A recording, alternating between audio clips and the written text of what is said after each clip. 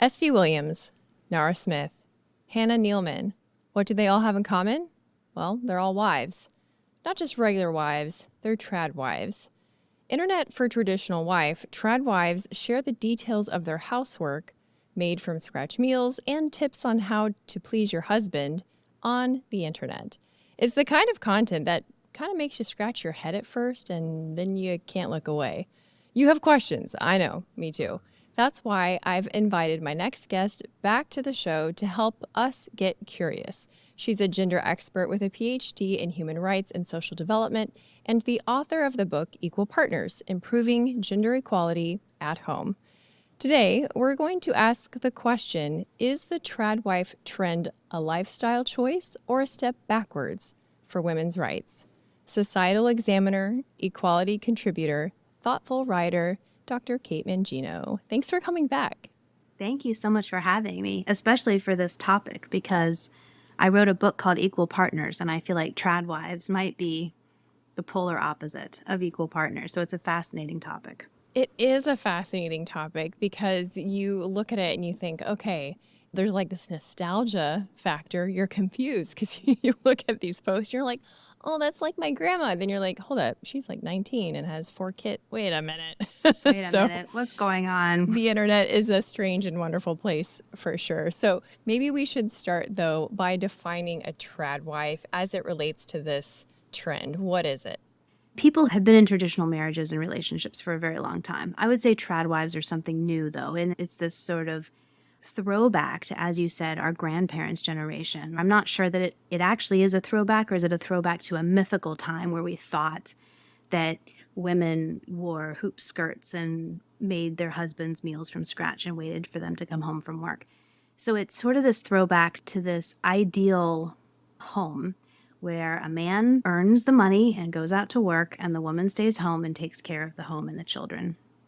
And there are many tradwives who take to social media. They're all over TikTok and Instagram. And as Estee Williams has said, it isn't necessarily just an independent choice. It's actually a movement. And many of these tradwives are very young. So we're not talking about baby boomers who are, demonstrating a traditional lifestyle. We're talking about people who, a lot of them are under 25. These are Gen Z women who have grown up with greater access to gender equity than ever before in their lifetime, and they are choosing a more traditional division of labor in a heteronormative relationship. What are some examples of tradwife content that you have seen that kind of would help to get the uninitiated up to speed? I ask you that. I know it's a hard question, but I'm hoping we can kind of give some examples, because when I was trying to explain it to the members of my Facebook group who didn't quite know what that was, I found it difficult to find one video that helped you feel the feeling of what this movement is. One video looks quite sweet. It's like I found one on accident. Probably the algorithm served me one because of all the research I was doing in preparation for our discussion. I forget the woman's name, but I was like, oh, wait, that's that lady. And it was so sweet. She was talking about how her hope for the future is that her children and her grandchildren would come visit her, not out of obligation, but because they wanted to. And the time that she's investing in her home is time well spent. And I thought, oh, that's beautiful. How do we, though, explain to people who haven't seen the bulk of this content what this is all about, because the one video doesn't really do it? Anne Helen Peterson wrote a piece about a year ago, and she came up with 3 categories that I think are really helpful. So if you don't mind, can we borrow Please. AHP's Yes, categories? Please. So there's the overtly religious group of tradwives, and they tend to be Christian in whatever flavor of Christianity they are. They're Mormon or Orthodox or evangelical, but Christianity is a very big part of their life, and they often they make references to the Bible, and they talk about why they're living in this way because it is God's will, right? And so that is one bucket of tradwives. And I would say Growing Goodings is a good example of that. If you go to her post, you'll see sort of Christian ideals underpin most of her actions and decisions, and her husband. Then there's another bucket of Tradwives that I actually see as perhaps the biggest bucket, and that is not overtly religious. They almost appear secular, but there are religious undertones, right? So they might be followers of a certain faith, but they don't work it into every post. It just comes up now and then. So it's sort of just an undertext. And I would put Nara Smith, Estee Williams, who you mentioned, I would put them in the ballerina farm, which we'll probably talk about because there was a big article about that recently. They all come from religious backgrounds, but you don't necessarily hear those references in all of their posts. And then there's the smallest bucket, which I think are the totally secular Tradwives. A lot of these women are not moms. They're sort of trad girlfriends. Kendall Kay is a good example. And it's about keeping yourself beautiful and thin and prepared for your husband when he comes home at the end of the day. Or boyfriend, partner. Interesting. My husband wanted to know if this was cosplay when I was explaining it to him. And I think Estee Williams is very like Marilyn Monroe, don't you think? Yeah, she's super pretty. And so I did show him her video because I had already collected a few of hers to kind of help explain it to others. But I think what he means is it kink? I think that's actually what he meant. I don't think so. I don't think it's kink. Do you? I don't know. I don't know. It could be. I mean, anything could be kink. I mean, we're kind of like going into another department of relationship territory. It doesn't seem to be driven by kink. Or if it is, it's not discussed. Okay. Are most of these women college educated? Or like Estee, she talks about how she dropped out of college. She never wanted to go to college. To quote her, she said, "I didn't want my BA. I wanted my MRS." I think it's a mix. I think there are some educated women, some even had careers and then decided to leave those careers. For example, the woman who has the ballerina farm account, she had graduated from Juilliard and she was supposed to be a ballerina. However, I have seen more and more Tradwives talking about how it, or sort of saying it's not important for women to seek higher education, right? I don't see much backlash against high school, but I do see messaging that deter women and girls from seeking college or postgraduate educations, sort of that it's a waste of time, right? Leave that to the men and stay at home and fulfill your true destiny, sort of thing. Interesting. Is there a reason that they are sharing all this online that's specific to the movement, or are they sharing their lives online for the same reason we all share our lives online? I have no idea what their intentions are. I don't know any of these people personally. I wouldn't presume to know what their motivation is. I'm sure there are some people who are motivated because they truly believe in the moment or the movement, and they truly believe in their religion, and they truly believe this is the right way. I think that there are probably Tradwives who are just making money. They're looking for clickbait. They don't care if people follow them because they love them or they hate them. And if you look at the comments in Tradwives, there are oftentimes just as many negative comments as there are positive comments. At the end of the day, these women with several 100,000 followers are making a lot of money being Tradwives. And so I don't think we can ignore the economic lens to this whole situation. They are entrepreneurs, ironically, because they talk about this simple life of staying home and being there for your husband, but they're all making quite a bit of money from being Tradwives. Yeah, to be fair, Estee Williams says she's not making any money. I mean, the ballerina farm, they have a whole, operation going. They have a staff, they have a social media person and a website person, and they have farm hands, and they're selling their goods that are produced from the farms. And I'm sure there's some other affiliate deals going on there. I do find it ironic that the simple life that they are preaching seems negated by the circus that is the internet, especially social media.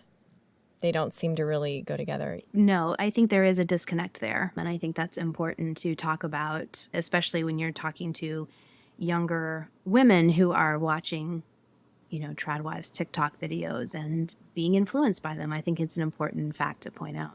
Do you remember when #girlboss was everywhere? Oh, yes, I do. It was like influencers in their hot pink blazers, skinny jeans, and high heels. And it was like hustle culture and you can have it all kind of thing. I feel like this is a version of that it seems almost, a pendulum swing response to it, to the burnout of this message that you can have it all while looking fabulous, earning money, retire your husband, build your online empire. From what you've studied, is there at all any truth to that this is in response to the girl boss feminism messaging that was so popular like 12 years ago? It wouldn't surprise me at all. I don't have any data behind that, but it wouldn't surprise me at all if this is a direct response. And I think what's important to remember is that, yeah, the girl boss feels very superficial. As someone who proudly calls himself a feminist and has researched gender for 20 years now, wearing a t-shirt that says I'm a feminist is not what is changing society, right? I mean, we have to talk about the underlying norms that we live by that influence our decisions, and we have to work through them. And we have to talk about why we think that women are more adept at caregiving than men. And we have to sort of have these hard conversations and tackle these nuances. And I think that Girl Boss sort of oversimplified the superwoman, you can have it all, which we know isn't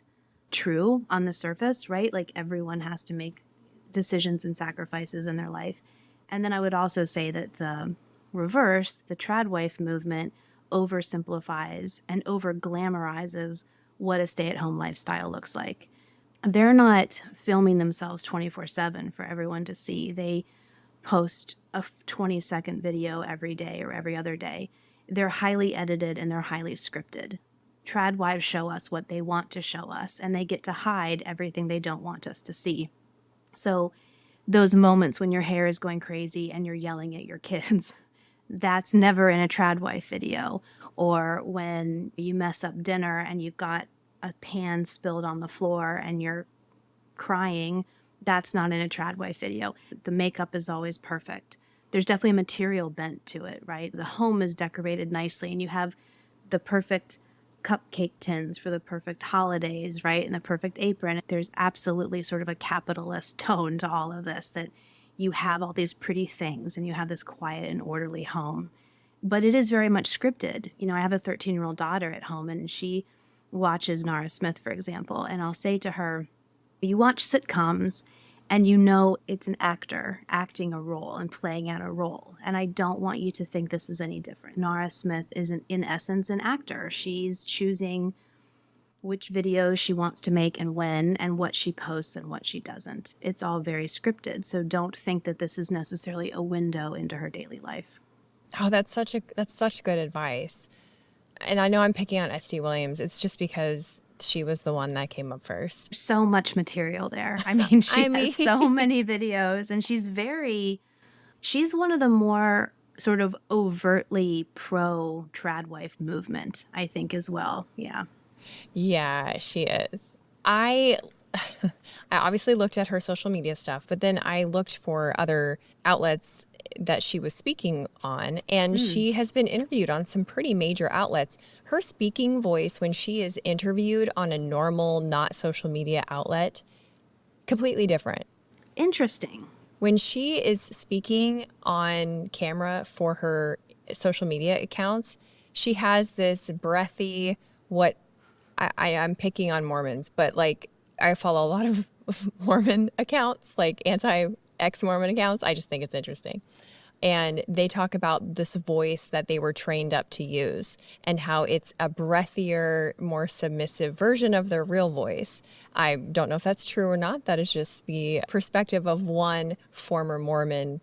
But it was the first thing that I thought of when I heard her voice on social media, because she's like, okay, girlies, when your husband comes home, you need to put on some perfume and do all that. And I'm like, make okay. Sure your hair's done. Put on something pretty. It is. You're right. It's breathy and it's little girl. It's a very submissive voice.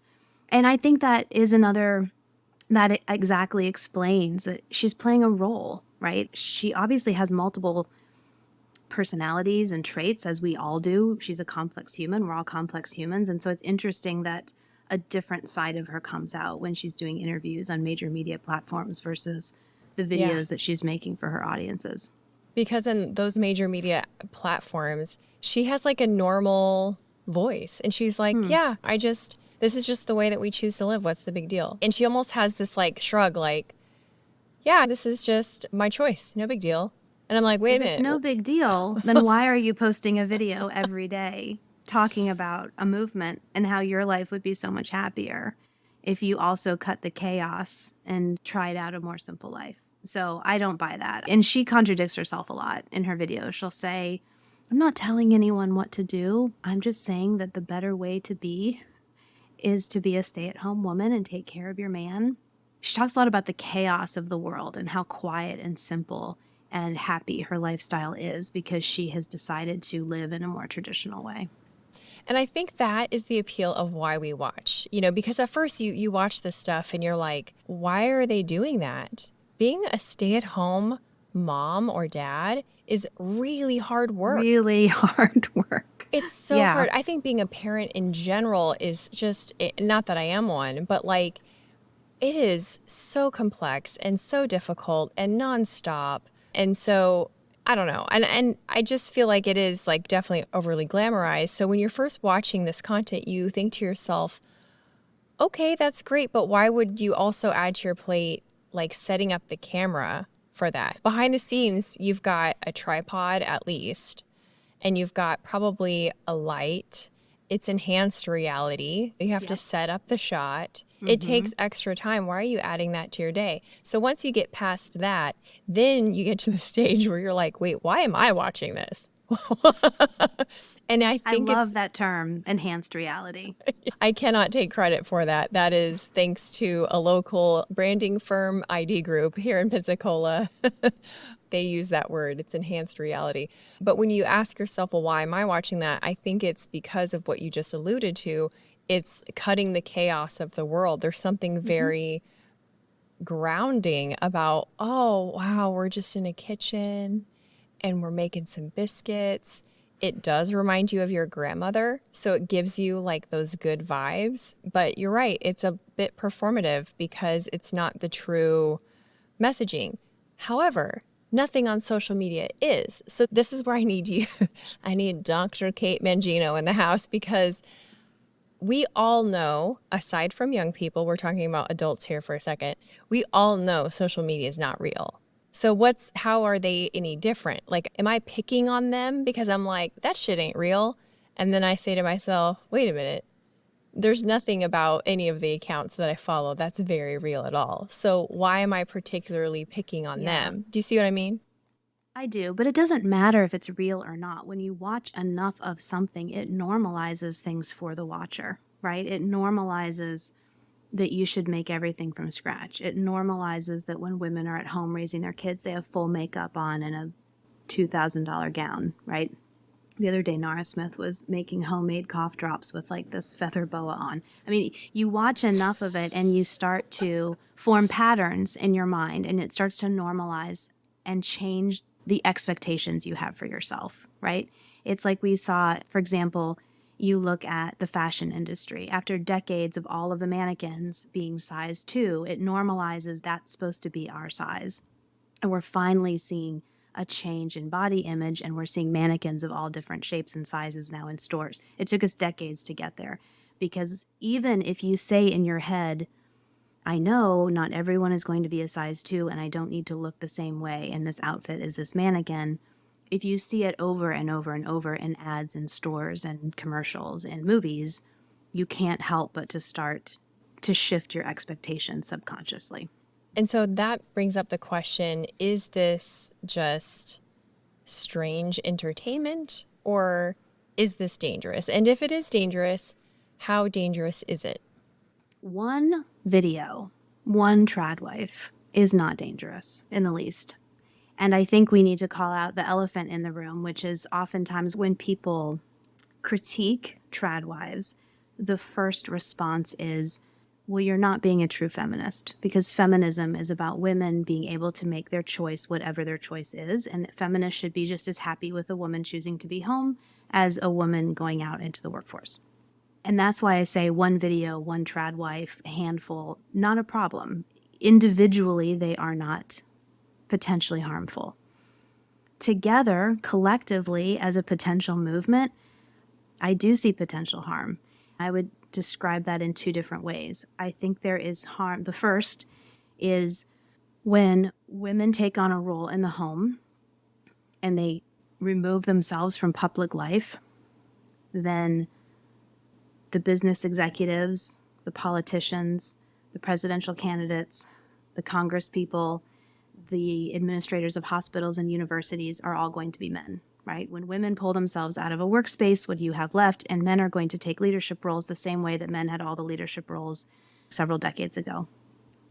And when men are in leadership roles, they're not going to enact policy that considers the values and the rights of women and girls, right? So from a movement perspective, women have fought really hard for decades to get women's voices into the highest echelons of public life.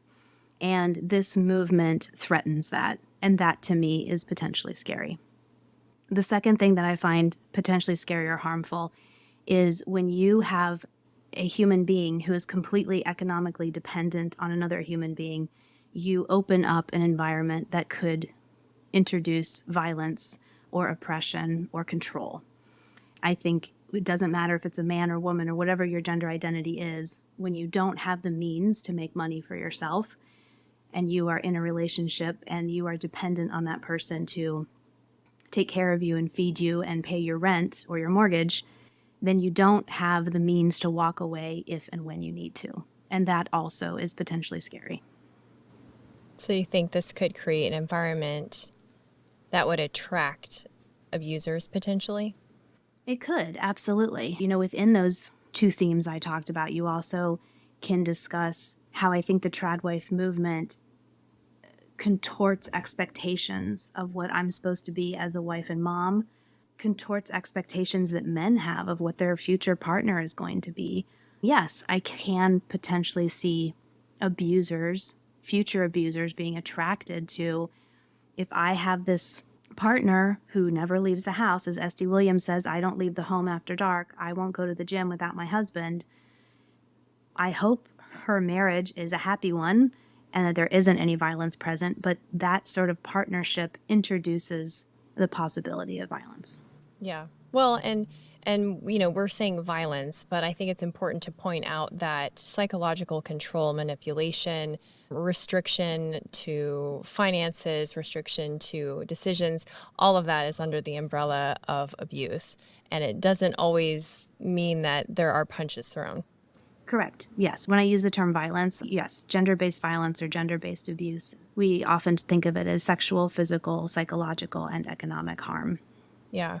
When I swing back and forth between thinking about the potential harms to the potential of, the potential good, I go back to the motives of why women would want this and why I think it's pretty obvious why men would want it. I don't even know why that's striking me as funny, but it just feels, it's like obvious. Like, of course, men would want this. And I think there's maybe like a void there right now where men who maybe feel displaced by aspects of femininity or feminism that don't include them, or they don't feel supported. I mean, there's definitely women out there who are branding themselves as feminists and proponents of equal rights, but they treat men like absolute trash, right? And so I could see where men, in response to that kind of person, would want a Tradwife. Now, what I'm still not quite sure about is why women would want this life, except for I have one thought that I would love your personal opinion on. I'm not asking you to do research on it, but many women that I have spoken with over the years have complained about their men not taking initiative, not following through, not being reliable, being addicted to video games. They're just like big children. In fact, you and I spoke about this in the last episode we did yes. about parenting your partner. And I could see where the daughter of a woman who's in this type of marriage would observe about her parents' relationship, this like inequity, and go, you know what? I want to be treated like a queen. I don't want a husband who wants to spend more time in video games than he wants to spend with me, I'm going to be a Tradwife. And because those men are men and they're too busy providing for the household to become addicted to video games and drink too much on the weekends. So from that perspective, I could see the appeal of a return to these more traditional gender roles. What do you think?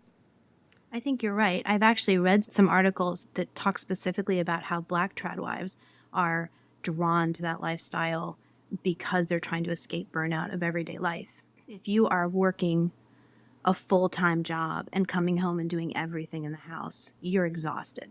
You don't have any juice left for yourself. All of your energy and time and capacity is going for other people. And if you don't have a partner who's willing to step up in the household and do more, you're going to start to resent them.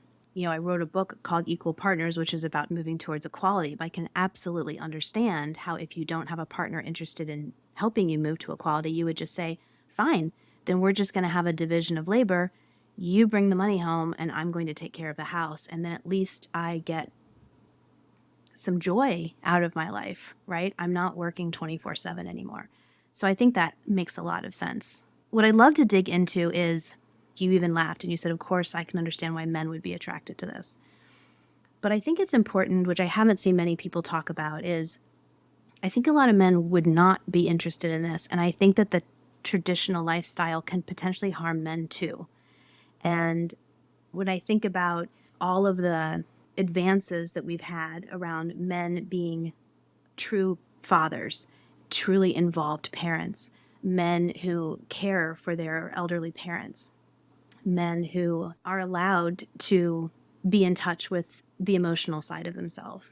I think all of those things are hugely beneficial to men, and if they're pushed out of the home and into an income generation role, they don't have the opportunity to explore those things about them. Parenting isn't playing a game of catch with your kid for a couple hours on Saturday. Parenting is about the slog of the everyday.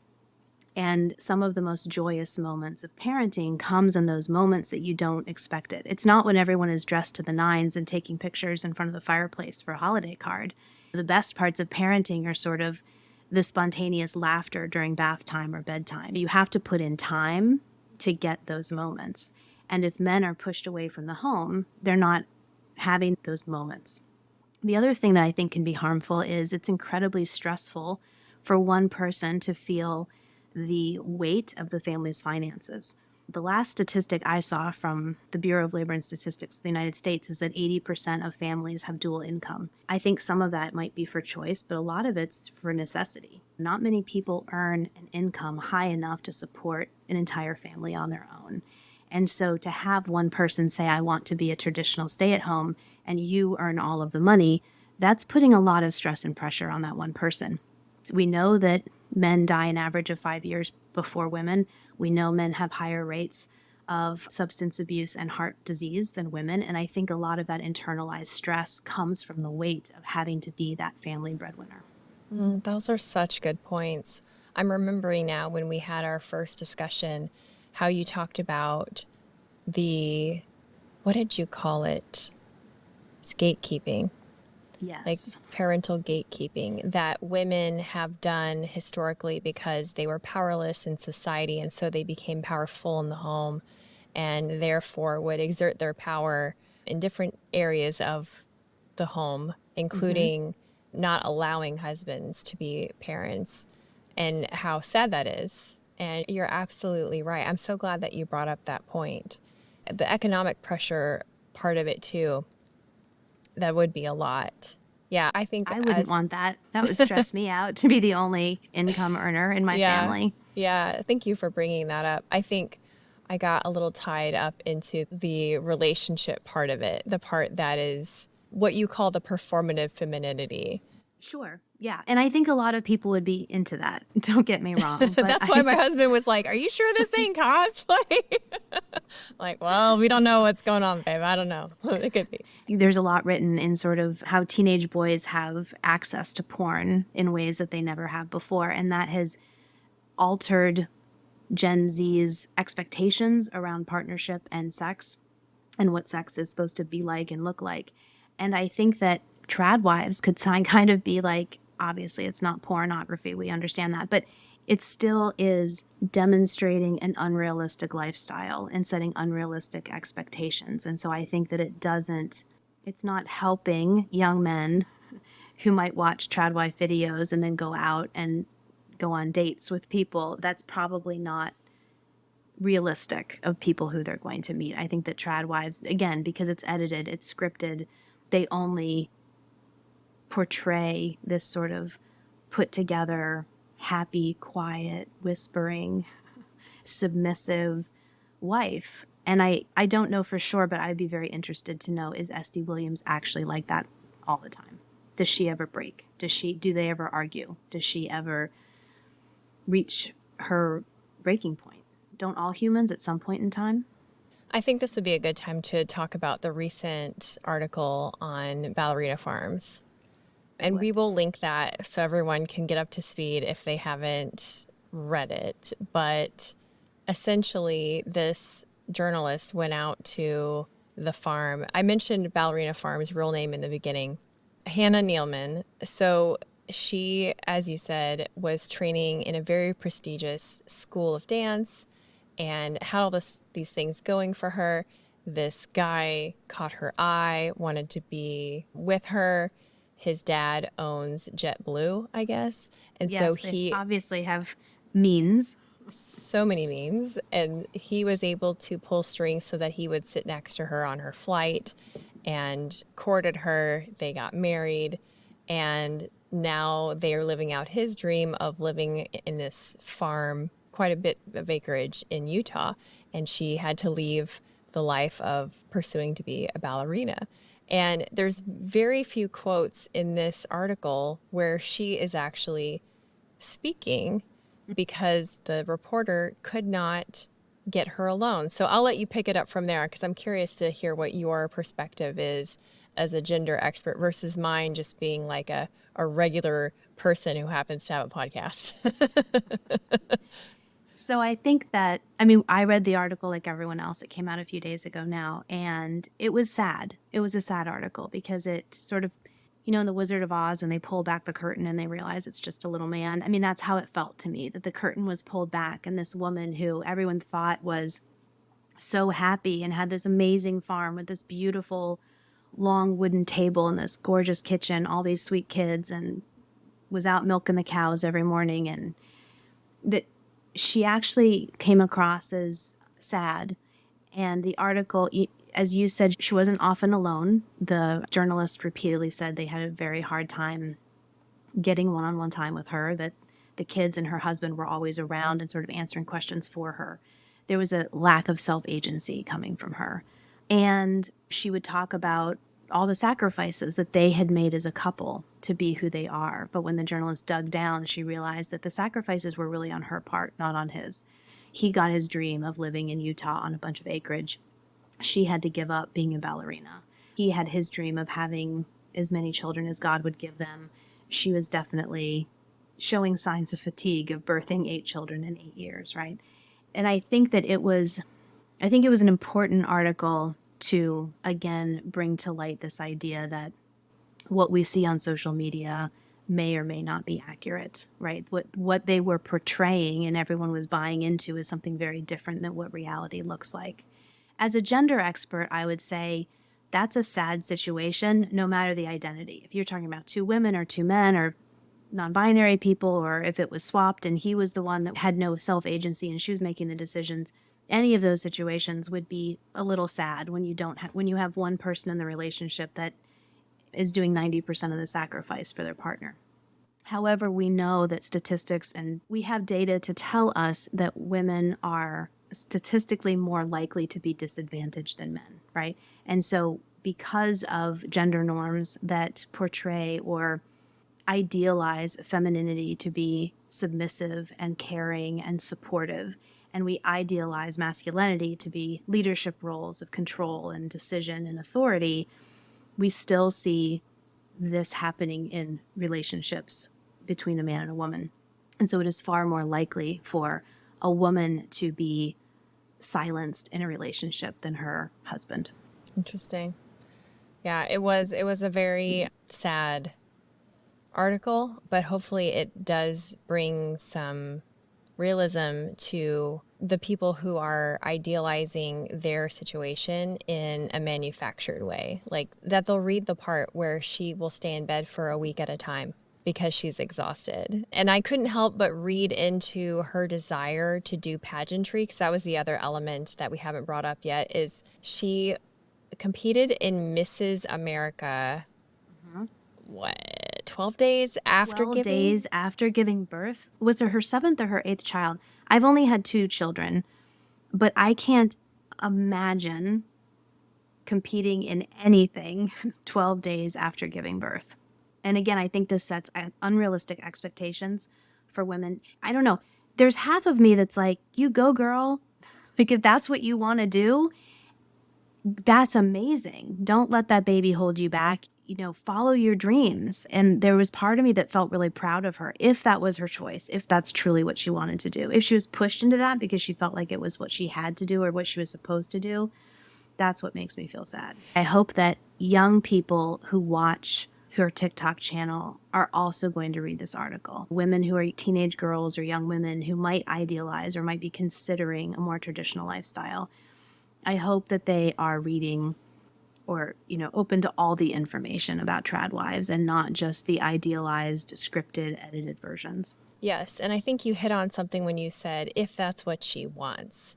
Because when I read it, was kind of piecing together again, my brain lives in motivations. Like, I want to know the why of what makes people go What makes you do that? Yeah. from here to there.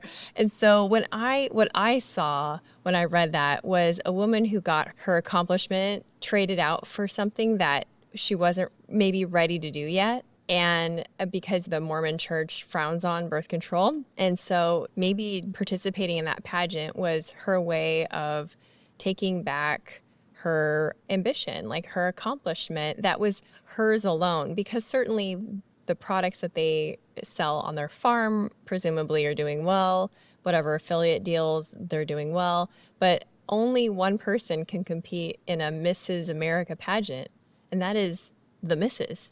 And so that was something that was uniquely hers in my mind that she could do. But it all goes back to what you said, if that's what she wants. And so I think that's kind of where I want to end our discussion is, you know, helping especially young people figure out what they want. The other thought that I had with all of this was like, oh, this is, again, me vacillating. Oh, this is so lovely. Like, she's trying to make herself a better person. And then I'm like, wait a minute, what's the framework by which she is measuring betterment?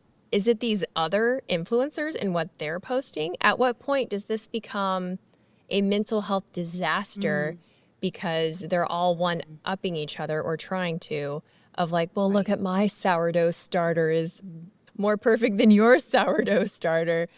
Yeah, 100%. And I think that this gets replayed in everyday life with friend groups, right? So these are influencers with thousands of followers, but women or young women who are trying out this lifestyle, I could see that sort of keeping up with the Joneses happening with their Facebook friends or their WhatsApp groups, right? So I do think that it is scary and a potential mental health disaster when you are trying to compete as to who has the best sourdough recipe.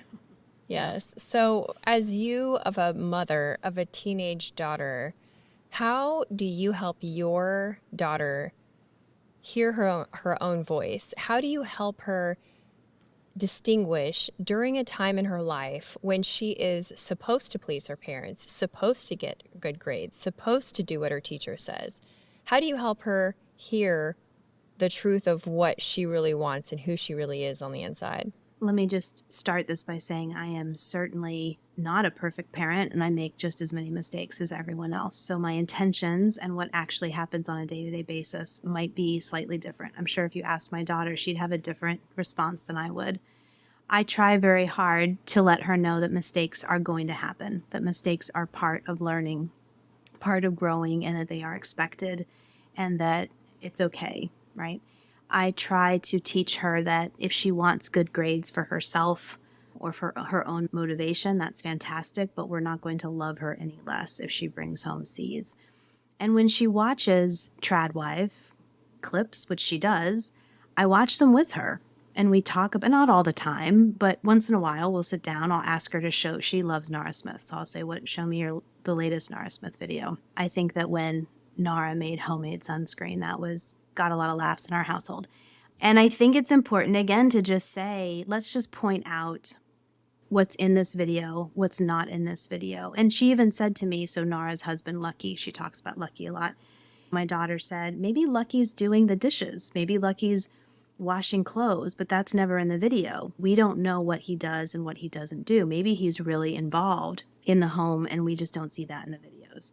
So I think it's great when kids can draw those conclusions for themselves and notice what's being projected and what's being hidden.